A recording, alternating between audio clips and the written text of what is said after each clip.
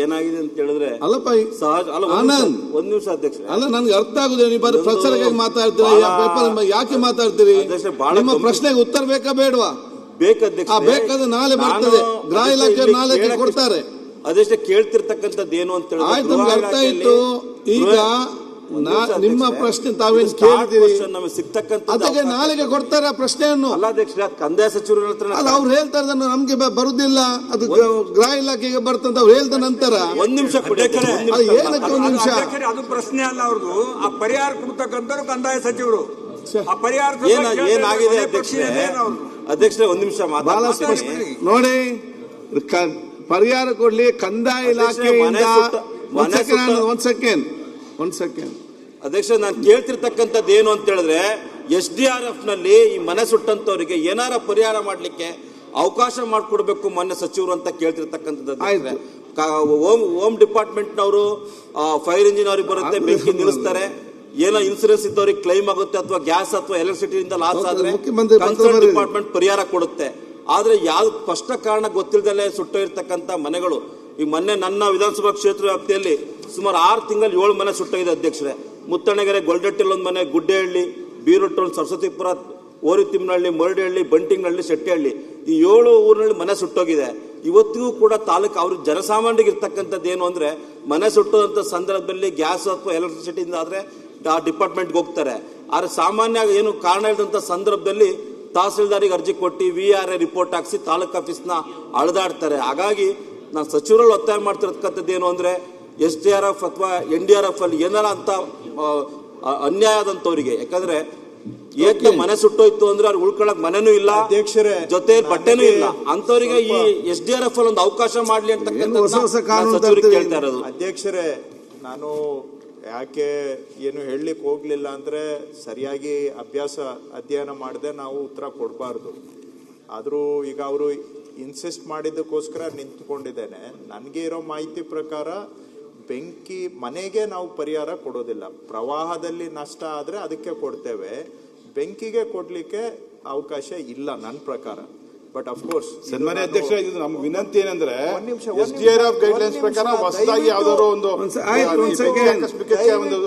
ಪರಿಹಾರ ಕೊಡೋದವರೆಗೂ ಕೇಳಿಸ್ಕೊಳ್ಳಿ ಪ್ಲೀಸ್. ಅವಕಾಶ ಇಲ್ಲ ನನ್ಗಿರೋ ಮಾಹಿತಿ ಪ್ರಕಾರ. ಏನಾದ್ರೂ ಬೇರೆಯವರ ರೀತಿ ಇದ್ರೆ ನಾನು ಚೆಕ್ ಮಾಡ್ಕೊಳ್ತೇನೆ, ಸ್ವಲ್ಪ ಮುಂದೆ ಹೇಳ್ತೇನೆ, ಅವ್ರು ಹೇಳಿದ್ದಕ್ಕೂ ಹೇಳ್ತೇನೆ. SDRF ಅಲ್ಲಿ ಸೇರಿಸಬೇಕು ಅಂದ್ರೆ ನಾನು ಕೇಂದ್ರ ಸರ್ಕಾರಕ್ಕೆ ಪ್ರಸ್ತಾವನೆಯನ್ನ ಕಳಿಸ್ಕೊಡ್ತೇನೆ. ಯಾಕಂದ್ರೆ ಅದು SDRF ಮಾನದಂಡ ಮತ್ತು ಮ್ಯಾನ್ಯುವಲ್ ಎಲ್ಲ ತಯಾರು ಮಾಡ್ತಕ್ಕಂಥವ್ರು ಕೇಂದ್ರ ಸರ್ಕಾರ. ಅದಕ್ಕೆ ನಾನು ಮನವಿಯನ್ನ ಮಾಡ್ತೇನೆ, ಇದನ್ನ ಸೇರಿಸ್ಕೊಳ್ಳಿಕ್ಕೆ ಅವಕಾಶ ಅಥವಾ ರಾಜ್ಯ ಸರ್ಕಾರದಲ್ಲಿ ಯಾವ್ದಾದ್ರು ಒಂದು ಯೋಜನೆ ಇದನ್ನು ಸೇರಿಸಬೇಕು ಅಧ್ಯಕ್ಷ. ಯಾಕಂದ್ರೆ ನನ್ನ ಕಾನ್ಸ್ಟಿಟ್ಯೂನ್ಸಿ ಇದೆ, ಎಲ್ಲಾ ಕ್ಷೇತ್ರಗಳಲ್ಲೂ ಈ ತರ ಸಮಸ್ಯೆ ಇದೆ. ಬೆಂಕಿ ಆಕಸ್ಮಿಕ ಆದಂತ ಸಂದರ್ಭದಲ್ಲಿ ನಾವು ಪರಿಹಾರ ಕೊಡ್ಲಿಕ್ಕೆ ಆಗುದಿಲ್ಲ, ಯಾಕಂದ್ರೆ ನೋಡಿ ಸ್ಪೆಷಲ್ ಗ್ರಾಂಟ್ಸ್ ಕೊಡ್ಬೇಕು. ಈ ಸಮಸ್ಯೆ ಎಲ್ಲ ಶಾಸಕರಿಗಿದೆ. ಏನಾದ್ರೂ ಮನೆಗೆ ಬೆಂಕಿ ಆದ ಸಂದರ್ಭದಲ್ಲಿ ರೆವಿನ್ಯೂ ಡಿಪಾರ್ಟ್ಮೆಂಟ್ ಕೊಡುದಿಲ್ಲ. ಅದು ನೀವು ಮಾನ್ಯ ಮುಖ್ಯಮಂತ್ರಿಗಳಿಗೆ ಆ ಒಂದು ನಷ್ಟ ಆಗಿದೆ, ಅವರಿಗೆ ತಮ್ಮ ಒಂದು ವಿಶೇಷ ಅಧಿಕಾರ ಕೊಡಬೇಕಂತ ಕೇಳಿಕೊಂಡ್ರೆ ಮಾನ್ಯ ಮುಖ್ಯಮಂತ್ರಿ ಅದಕ್ಕೆ ಕೊಡ್ತಾರೆ ಕೆಲವು ಸಂದರ್ಭ. ಅದನ್ನ ನಾವು ಮಾತಾಡ್ತಿರ್ತಕ್ಕಂಥ ಅಧ್ಯಕ್ಷರೇ, ಕೆಲವು ಸಂದರ್ಭಗಳಲ್ಲಿ ಮುಖ್ಯಮಂತ್ರಿಗಳು ಅವರ ವಿವೇಚನೆ ಪರಿಹಾರ ನಿಧಿಯಲ್ಲಿ ಕೊಟ್ಟಿರ್ತಕ್ಕಂಥ ಅವಕಾಶಗಳಿದೆ. ಆದ್ರೆ ಇದನ್ನ ಯಾಕೆಂದ್ರೆ ಮನೆ ಸುಟ್ಟಿದ ತಕ್ಷಣ ಅವ್ರಿಗೆ ಉಳ್ಕೊಳ್ಳಿಕ್ಕೆ ಒಂದು ವ್ಯವಸ್ಥೆ ಆಗಬೇಕು, ಜೊತೆಲಿ ಬಟ್ಟೆ ಬರಿಗಳಿಗೆ ಸ್ವಲ್ಪ ಹಣಕಾಸು ನೆರವೇಬೇಕು. ಹಾಗಾಗಿ ನಾನು ಇದನ್ನ ಒತ್ತಾಯ ಮಾಡ್ತಿರ್ತಕ್ಕಂಥ ತಮ್ಮ ಮೂಲಕ ಸಚಿವರಿಗೆ ಏನು ಅಂದ್ರೆ, NDRF ನ ಗೈಡ್ಲೈನ್ಸ್ ತಗೊಂಡು ಅಥವಾ ಅವ್ರ ಹತ್ರ ಒಪಿನಿಯನ್ ತಗೊಂಡು SDRF ರೂಲ್ ನಲ್ಲಿ ಕನಿಷ್ಠ ಒಂದು ನಿಯಮವನ್ನ ಮಾಡಬೇಕು. ಯಾಕಂದ್ರೆ ಮಳೆ ಬಂದಂತ ಸಂದರ್ಭದಲ್ಲಿ ಕೊಡ್ತೀರಾ ಮನೆ ರಿಪೇರಿಗೆ, ಈ ಬೆಂಕಿ ಕೊಡ್ತಕ್ಕಂಥದ್ದು ಆಗ್ಬೇಕು ಅಂತಕ್ಕಂಥ ಒತ್ತಾಯವನ್ನ ಮಾನ್ಯ ಸಚಿವರಿಗೆ ಮಾಡ್ತೀನಿ. ಮಾನ್ಯ ಅಧ್ಯಕ್ಷ, ಚುಕ್ಕೆ ಗುರುತಿನ ಪ್ರಶ್ನೆ 808 ವಸತಿ ಮತ್ತು ಹೊಸ ಸಚಿವರು ಅಲ್ಪಸಂಖ್ಯಾತರ ಸಚಿವರನ್ನು ಕೇಳಕ್ಕೆ ಬಯಸ್ತಾ ನೀಡಲಾಗಿದೆ. ಮಾನ್ಯ ಅಧ್ಯಕ್ಷರೇ, ಮಾನ್ಯ ಸಚಿವರು ಉತ್ತರವನ್ನು ಒದಗಿಸಿದ್ದಾರೆ ಅಧ್ಯಕ್ಷರೇ. ಆದರೆ ಆ ಉತ್ತರ ನಾವು ಕೇಳಿರ್ತಕ್ಕಂಥ ಪ್ರಶ್ನೆಗೆ ಸಮಂಜಸವಾಗಿಲ್ಲ ಅಧ್ಯಕ್ಷರೇ. ಮಾನ್ಯ ಅಧ್ಯಕ್ಷರೇ, ಇಲ್ಲಿ ನಮ್ಮ ಶಿಡ್ಲಘಟ್ಟ ವಿಧಾನಸಭಾ ಕ್ಷೇತ್ರದಲ್ಲಿ 1918-19 ಇವತ್ತು ಸ್ಲಮ್ ಬೋರ್ಡಿಂದ 500 ಮನೆ ನಮ್ಮ ಕ್ಷೇತ್ರಕ್ಕೆ ಕೊಟ್ಟಿದ್ರು ಅಧ್ಯಕ್ಷರೇ. ಮತ್ತು 2021-22 612 ಮನೆ ಕೊಟ್ಟಿದ್ರು ಅಧ್ಯಕ್ಷ. ಒಟ್ಟು 1112 ಮನೆಯಲ್ಲಿ ಇವತ್ತು ನಿಜವಾಗಿ ನಮ್ಮ ಕ್ಷೇತ್ರದಲ್ಲಿ ನಿಜವಾದ ಫಲಾನುಭವಿಗಳಿಗೆ ಕೇವಲ 474 ಮನೆ ಮಾತ್ರ ಕೊಟ್ಟಿದ್ದಾರೆ ಅಧ್ಯಕ್ಷರೇ. ಮಿಕ್ಕಿದ ಮನೆಗಳೆಲ್ಲ ಇವತ್ತು ಅಲ್ಲಿ ಅಧಿಕಾರಿಗಳು, ಈ ಇಲಾಖೆ ಅಧಿಕಾರಿಗಳು ಮತ್ತು ಗುತ್ತಿಗೆದಾರರ ಹತ್ರ ಕೆಲಸ ಮಾಡ್ತಕ್ಕಂಥ ಅಧಿಕಾರಿಗಳು ಮತ್ತು ಕೆಲವು ಮಧ್ಯವರ್ತಿಗಳು ಒಬ್ಬೊಬ್ಬರಿಗೆ 5 ಮನೆ 10 ಮನೆ ಒಂದೇ ಸರ್ವೆ ನಂಬರಲ್ಲಿ 70 ಮನೆ ಒಬ್ಬರು ಕಟ್ಕೊಂಡಿದ್ದಾರೆ ಅಧ್ಯಕ್ಷ. ಇದಕ್ಕೆ ಸಂಬಂಧಪಟ್ಟಂತೆ ಸುಮಾರು ಬಾರಿ ಮಾನ್ಯ ಸಚಿವರಿಗೆ ಮತ್ತು ಆ ಇಲಾಖೆ ನಾವು ದೂರು ಕೊಟ್ಟರೂ ಸಹ ಇದುವರೆಗೂ ಅವ್ರ ಮೇಲೆ ಯಾವುದೇ ರೀತಿಯ ಒಂದು ತನಿಖೆ ಆಗ್ಬೋದು, ಕ್ರಮ ಆಗ್ಬೋದು, ಆಗಿಲ್ಲ ಅಧ್ಯಕ್ಷರೇ. ಮಾನ್ಯ ಸಚಿವರು ಇವತ್ತು ನಮ್ಮ ಕ್ಷೇತ್ರದಲ್ಲಿ 40,000 ಜನಸಂಖ್ಯೆ ಮುಸ್ಲಿಂ ಸಮುದಾಯದ ಮತದಾರರಿರ್ತಕ್ಕಂಥ ಕ್ಷೇತ್ರ. ಇವತ್ತು ಅವರು ಈ ಒಂದು ಇಲಾಖೆ ಸಚಿವರಾಗಿ ಇವತ್ತು ಮೊನ್ನೆ 2024/11/2025 ನಮ್ಮ ಕ್ಷೇತ್ರಕ್ಕೆ ಮಾನ್ಯ ಮುಖ್ಯಮಂತ್ರಿಗಳ ಜೊತೆ ಬಂದಂಥ ಸಂದರ್ಭದಲ್ಲಿ ವೇದಿಕೆ ಮೇಲೆ ಸಚಿವರ ಹೇಳಿದ ತಕ್ಷಣ ಆ ಸಮುದಾಯದ ಮತದಾರರ ಜೈಕಾರಗಳು ಶಿಳ್ಳೆಗಳಾಗ್ತಾ ಇದ್ರು. ಆದರೆ ಇವತ್ತು ಆ ಸಚಿವರು ಆ ಸಮುದಾಯದವರಿಗೆ ಇವತ್ತು ನಮ್ಮ ಕ್ಷೇತ್ರದಲ್ಲಿ ಬಹಳಷ್ಟು ಅನ್ಯಾಯ ಆಗಿದೆ.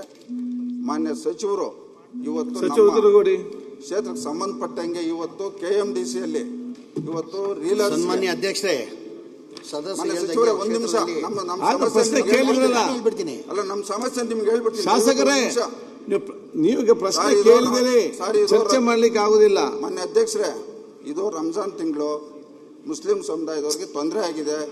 ನೀವು ನಮ್ಮ ಮಾತಾಡಕ್ಕೆ 10 ನಿಮಿಷ ಅವಕಾಶ ಕೊಡಬೇಕು. ಇಲ್ಲ, ಅದಕ್ಕೆ ಇದು ಪ್ರಶ್ನೋತ್ತರ, ಇಲ್ಲಿ ಮಾತಾಡುವಂತ ವಿಚಾರ ನಿಮ್ಮ ಪ್ರಶ್ನೆ ಕೇಳಿ. ಈಗ ಪ್ರಶ್ನೆನೇ ಮಾನ್ಯ ಅಧ್ಯಕ್ಷರೇ ಕೇಳ್ತಾರೆ, ಹೇಳಿದ್ರಲ್ಲ ಪ್ರಶ್ನೆ ಮನೆ ಹಾಕ್ಬೇಕಂತ ಹೇಳಿ. ಕ್ಷೇತ್ರದಲ್ಲಿ ಮುಸ್ಲಿಂ ಸಮುದಾಯಕ್ಕೆ ಅನ್ಯಾಯ ಆಗಿದೆ. ಓಕೆ, ಅದಕ್ಕೆ ನ್ಯಾಯ ಕೊಡಿಸ್ತಕ್ಕಂತ ಕೆಲಸ ತಾವು ಅಧ್ಯಕ್ಷರು ಮತ್ತು ಸಚಿವರು ಮಾಡಬೇಕು. ಆಯ್ತು, ನಾವಿಲ್ಲಿ ಗಲಾಟೆ ಮಾಡಕ್ ಬಂದಿಲ್ಲ. ದಯವಿಟ್ಟು ಸಭಾ ಸಚಿವರು ಮತ್ತೆ ಉತ್ತರ ಕೊಡಿ. ಸನ್ಮಾನ್ಯ ಅಧ್ಯಕ್ಷರೇ, ಶಿಲ್ಘಟ್ಟ ಕ್ಷೇತ್ರದಲ್ಲಿ 2017-18 2017 500 ಮನೆ ಕೊಟ್ಟಿದ್ವಿ.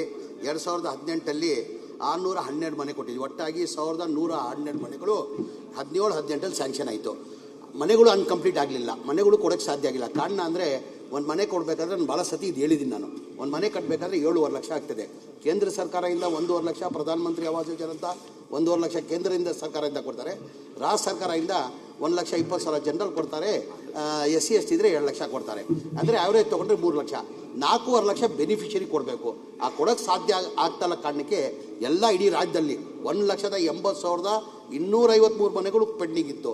ನಾನು ಮಂತ್ರಿ ಆದಮೇಲೆ, ನಮ್ಮ ಸರ್ಕಾರ ಬಂದಾದಮೇಲೆ ಮನೆ ಮುಖ್ಯಮಂತ್ರಿಗಳು ಮನವಿ ಮಾಡಿ, ಇಲ್ಲ ಸರ್ ಬೆನಿಫಿಷರಿ 4 ಲಕ್ಷ ಕೊಡೋಕ್ಕೆ 4.5 ಲಕ್ಷ ಕೊಡೋಕ್ಕೆ ಸಾಧ್ಯ ಆಗಲ್ಲ, ನಾವೇ ಸರ್ಕಾರ ವತಿಯಿಂದ 4 ಲಕ್ಷ ಕೊಟ್ಟು ಮನೆಗಳು ಕಂಪ್ಲೀಟ್ ಮಾಡಬೇಕಾಗ್ತದೆ, ಜನ ಬೀದಿಯಲ್ಲಿದ್ದಾರೆ ಅಂತ ಮನೆ ಮುಖ್ಯಮಂತ್ರಿಗೆ ಮನವಿ ಮಾಡಿದ್ದಕ್ಕೆ ಮನೆ ಮುಖ್ಯಮಂತ್ರಿ ಕ್ಯಾಬಿನೆಟ್ ತಂದು ಅಪ್ರೂವ್ ಮಾಡಿದ್ದಕ್ಕೆ 36,789 ಮನೆ 2025 ಮಾರ್ಚಲ್ಲಿ 36,789 ಮನೆ ಕೊಟ್ವಿ.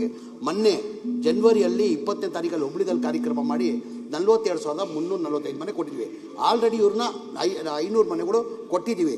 ಇನ್ನು 2012 ಮನೆಗಳು 3ನೇ ಹಂತದಲ್ಲಿ ಕೊಡಬೇಕಂತ ತೀರ್ಮಾನ ಮಾಡಿದ್ದೀವಿ. ಯಾವುದೋ 70 ಮನೆಗಳು ಯಾವುದೋ ಬೇರೆಯವ್ರಿಗೆ ಹೋಗಿದೆ ಅಂತ ತಾವು ಹೇಳ್ತಿರಲ್ಲ, ಅದು ನಾವು ಸೆಲೆಕ್ಷನ್ ಮಾಡಲ್ಲ, ಅದು MLAಗಳು ಮುಂಚೆನೇ ಸೆಲೆಕ್ಷನ್ ಆಗಿರೋದು. ನೀವು ನಾಳೆ ಮೀಟಿಂಗ್ ಫಿಕ್ಸ್ ಮಾಡಿದ್ದೀನಿ, ತಾವು ನನ್ನ ಜೊತೆ ಮಾತಾಡಿದ್ದೀರಾ, ನಾಳೆ ಬನ್ನಿ. ನಾಳೆ ರಾಜೀವ್ ಗಾಂಧಿ ಅವ್ರಿಗೂ ಕರ್ಸಿದ್ದೀನಿ, ಸ್ಲಮ್ ಬೋರ್ಡ್ಗೂ ಕರ್ಸಿದ್ದೀನಿ. ನಾವು ನೀವು ಕೂತ್ಕೊಂಡು ಮಾತ್ರ ಹಂಗೇನಾದ್ರು ತಪ್ಪಾಗಿದ್ರೆ ಅದು ಸರಿ ಮಾಡಿಕೊಡ್ತೀನಿ. ಮಾನ್ಯ ಸಚಿವರೇ, ಇವತ್ತು KMDCಯಲ್ಲಿ ಇಲ್ಲ, ನಿಮ್ದು ಏನೇನು ಇಲ್ಲ KMDC ನೀವು ಪ್ರಶ್ನೆ ಕೇಳಿಲ್ಲ. ಒಂದು ನಿಮಿಷ ಅಧ್ಯಕ್ಷ, ಪ್ರಶ್ನೆ ಕೇಳಿ. ಒಂದು ನಿಮಿಷ ಬೇಕು ಕೊಡುವ ಪ್ರಶ್ನೆ ಹೇಳಿ. ಈಗ ದಯವಿಟ್ಟು ಒಂದು ನಿಮಿಷ, ಪ್ರಶ್ನೆ ಬೇರೆ. ನೀವು 2023-24ನೇ ಸಾಲಿನಲ್ಲಿ ಅಲ್ಲಿ ರೇಷ್ಮೆ ಬಿಚ್ಚಾಣಿಕೆದಾರಕ್ಕೆ 40 ಜನ ನೀವು ಆಯ್ಕೆ ಮಾಡಿರ್ತೀರಿ. 24-25ರಲ್ಲಿ 42 ಜನ ಆಯ್ಕೆ ಮಾಡಿರ್ತೀರಿ. 25-26ನಲ್ಲಿ 70 ಜನ ನೀವು ಆಯ್ಕೆ ಮಾಡಿರ್ತೀರಿ. ಈಗ ನಾವಲ್ಲಿ ಜಿಲ್ಲಾ ಮಟ್ಟದ ಅಧಿಕಾರಿಗಳು ಕೇಳಿದಾಗ ಇದು ಸಚಿವರು ಮಾಡೋದು, ನಾವು ಮಾಡಲ್ಲ ಅಂತ ಅವರು ನಮ್ಗೆ ಉತ್ತರ ಕೊಡ್ತಾ ಇದ್ದಾರೆ. ಆದರೆ ಇಲ್ಲೇನಾಗಿದೆ, 90ರಷ್ಟು ಇವತ್ತು ಶ್ರೀಮಂತರಿಗೆ ಇವತ್ತು ಈ ಒಂದು ಯೋಜನೆ ಸಿಕ್ಕಿದೆ, ಬಡವರು ಸಿಗ್ತಾ ಇಲ್ಲ. ಇವತ್ತು ನೀವು ಬೇಕಾದ್ರೆ ನಿಮ್ಮ ರಾಜ್ಯ ಮಟ್ಟದ ಅಧಿಕಾರಿಗಳ ಕಡೆಯಿಂದ ತನಿಖೆ ಮಾಡಿ. ನಾಳೆ ಬೆಳಗ್ಗೆ 11 ಗಂಟೆಗೆ ನೀವು ಬನ್ನಿ. KMDC ಅವ್ರಿಗೂ ಕರ್ಸಿದ್ದೀನಿ, ಸ್ಲಮ್ ಬೋರ್ಡ್ಗೂ ಕರ್ಸಿದ್ದೀನಿ, ರಾಜೀವ್ ಗಾಂಧಿ ಕರ್ಸಿದ್ದೀನಿ. ನಿಮ್ಮ ಕ್ಷೇತ್ರದ ಏನೇನು ಸಮಸ್ಯೆ ಇದೆ ಬಗೆಹರಿಸ್ಕೊಡ್ತೀನಿ. ನಾಳೆ ಬನ್ನಿ 11 ಗಂಟೆಗೆ ಬೆಳಗ್ಗೆ. ಒಂದು ನಿಮಿಷ, ನಮ್ಮ ಕ್ಷೇತ್ರದಲ್ಲಿ 25 ವಾರ್ಡಲ್ಲಿ ಇವತ್ತು ನಾವು ಜನಪ್ರತಿನಿಧಿಗಳು ಓಡಾಡಕ್ ಆಗ್ತಾ ಇಲ್ಲ, ಆ ಪರಿಸ್ಥಿತಿ ಇದೆ. ನೀವು ದಯವಿಟ್ಟು ದೊಡ್ಡ ಮನಸ್ಸು ಮಾಡಿ ವಿಶೇಷ ಅನುದಾನ ಕೊಡ್ಬೇಕು ನೀವು. ನಿರ್ಭೀತ, ನಿಷ್ಪಕ್ಷಪಾತ, ವಿಶ್ವಾಸಾರ್ಹ ಸುದ್ದಿಗಳಿಗೆ ಮತ್ತೊಂದು ಹೆಸರಾಗಿರುವಂತ ನ್ಯೂಸ್ 18 ಕನ್ನಡ ಈಗ ಆಪ್ನಲ್ಲೂ ಲಭ್ಯವಿದೆ. ದಯವಿಟ್ಟು ಇಲ್ಲಿರುವಂತ QR ಕೋಡ್ ಸ್ಕ್ಯಾನ್ ಮಾಡಿಕೊಂಡು ಆಪ್ ಡೌನ್ಲೋಡ್ ಮಾಡೋದಕ್ಕೆ ಮರಿಬೇಡಿ. ನಿಮ್ಮ ಬೆಂಬಲ ಹೀಗೆ ಸದಾ ನಮ್ಮೊಂದಿಗಿರಲಿ. ಧನ್ಯವಾದ.